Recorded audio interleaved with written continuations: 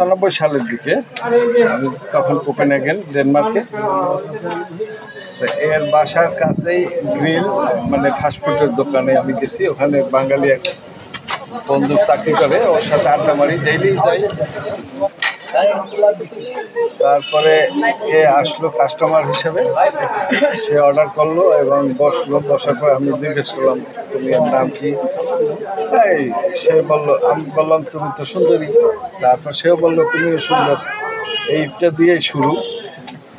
তারপরে তখন তার বয়স ছিল 16 বছর 4 মাস।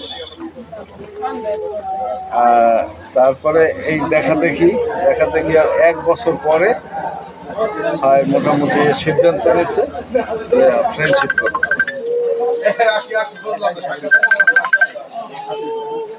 তারপরে দেখা দেখি যখন 17 বছর 4 মাস তখন ফ্রেন্ডশিপ শুরু হয়। এখন 18 না হলে বিয়ে করা যায় না, এই কারণে অপেক্ষা সেই সময়ে। তাই 18 বছর অপেক্ষা হওয়ার পরে বিয়ে হয়। তারপরেই সে শখ করছে যে বাংলাদেশে আসবে, তার শ্বশুর শাশুড়ি দেখবে, বাংলাদেশ দেখবে। তারপরে 18 বছর 6 মাস তখন 97 লাস্টের দিকে, আগস্ট সেপ্টেম্বরের দিকে আমরা চলে আসছি। আইসা ক্লিনিক করলাম। ক্লিনিক এখানে অনেক প্রতিবন্ধকতায় চালাইতে দিল না। সিচুয়েশন খারাপ দেখে আমি তারে বললাম যাও, আমি আসতেছি, সব বিক্রি টিক্রি করে। তারপর পাঠাই দিলাম জোর করে। তারপর আমি আর যাইনি, না যাইয়া এই অপেক্ষা। তারপর 3 বছর সে অপেক্ষা করছে। আমি যখন একজাক্ট তার টাইম দিতে পারি না, দিই না, তখন আমি বললাম যে আমি আসলে কবে আসবো জানি না, তুমি তোমার বাবা মা যা বলবে তুমি সেইটা শোনো। তখন সে বলে যে তুমি একটা বিয়ে করো।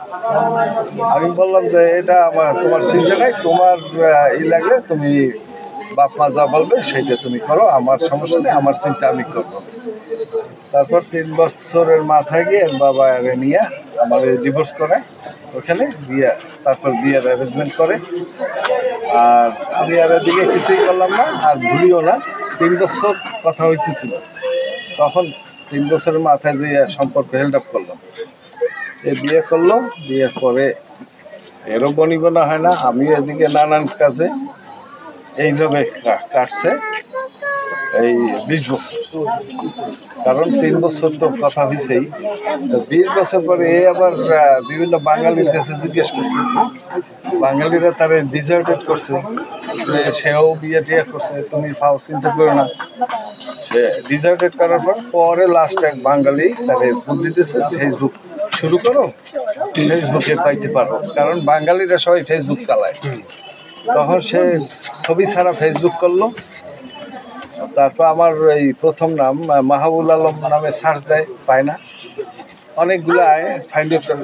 পরে কিছুদিন পর মনে আসছে যে মান্নু নামে সার্চ দিয়ে দেখি, আর মান্নু লেখছে। তখন এসে গেছে এই। পরে ফলো করছে 8-9 মাস কি 10 মাস ফলো করে টেরে। পরে মেসেঞ্জারে সে নক করছে ছবি দিয়া। তখন চিনলাম, চেনার পরে আমিও কথা বললাম। গত জানুয়ারি মাসের 16 তারিখ থেকে আবার যোগাযোগ। তারপর সে আসার জন্য অস্থির। আমি তারে বাংলাদেশ এম্বাসিতে ইনভিটেশন লেটার পাঠাই দিলাম। তারপর সে ওখানে যাইয়া ভিসা লইল, 3 মাসের ভিসা দিছে। আর বলছে যে তুমি যদি ম্যারেজ সার্টিফিকেট নিয়ে আসো, শো করো, তাইলে আমরা অন্যরকম লম্বা ছুটি এই ভিসা দেবো বাংলাদেশে। এই তারপর সে চাকরি করে, ওখানে 10 দিনের ছুটি পাইছে। সে এই 10 দিনের জন্য আসছে এবং আবার নতুন করে বিয়ে করতে হবে, কারণ ওই যে ডিভোর্স দেওয়া ডেনমার্কে।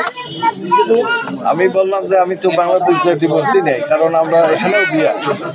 তারপর বলে যে ডেনমার্কের খাতায় ডিভোর্স, এই জন্য লাগবে। এই এখন আসছে মেনলি 10 দিনের জন্য এবং 20 তারিখের দিকে চলে যাবে, ম্যারেজ সার্টিফিকেট নিয়ে যাবে এবং জুলাই মাসে আসবে। আবার জুলাই মাসে আসা ভিসার জন্য অ্যাপ্লাই করবে। এই তো এখন আমি যদি ওইখানে থাকি তাও বলো, ফার্স্ট চয়েস। তারপর যদি না থাকি সে রিটায়ার নিয়ে বাংলাদেশেও থাকতে পারবে, অসুবিধা নেই। কিন্তু আমি তো বাংলাদেশের বিভিন্ন হতাশ, কারণ আমার যে ক্লিনিক ছিল, হসপিটালের রোগী আইসা আমার ক্লিনিকে অপারেশন করতো, হসপিটাল থেকে আইসা আমার ক্লিনিকে ইসিজি করতো, আল্ট্রাসাউন্ড করতো। কিন্তু এইগুলা কিছু স্থানীয় দুই একজন ডাক্তার এবং নেতারা এরা আমার ক্লিনিক ক্লিনিক ধ্বংস, যার কারণে ক্লিনিক চলতে দেয় নাই। বিভিন্ন ডাক্তার আসতে পারে না, রুগী আসতে পারে না, এইসব কারণে ক্লিনিক ব্যবসা মন্দা, আমার সোর্স অফ ইনকাম বন্ধ।